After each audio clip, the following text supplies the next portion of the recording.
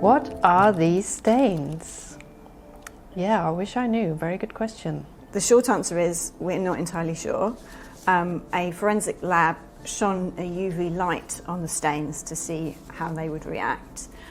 So you would expect if they were blood, the stains would go black. And if they are other forms of bodily fluids, they would fluoresce. And they did fluoresce.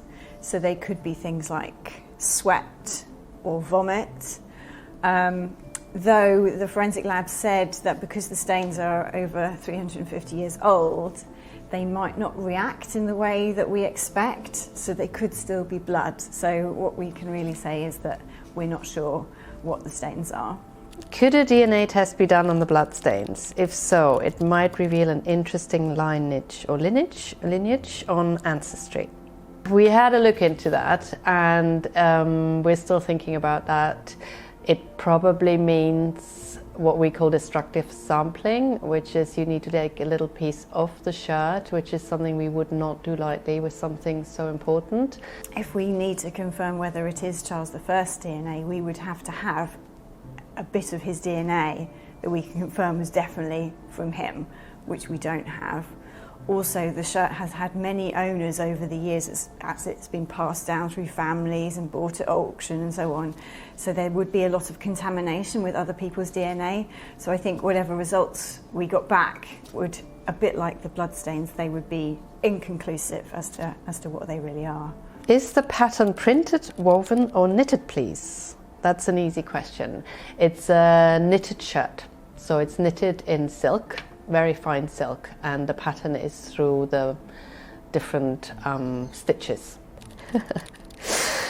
He's gonna wash it first or what? It's a bit dirty, like get a Persil on it. We are not going to wash the shirt.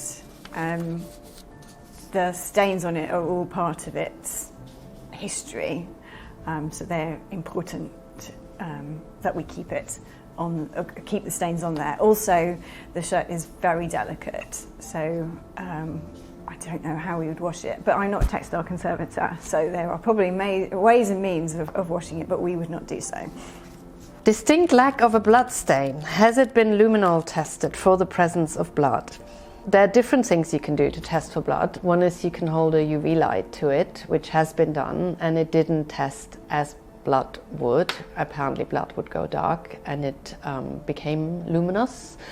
So that doesn't mean very much necessarily if it has been washed, the shirt. Luminol means, as far as I know, spraying something onto the shirt. That's no, we wouldn't do that. And then the other thing is taking a bit off, and we would not really want to do that either. I think I remember seeing a bit of the clothing in Longleat. Did I dream?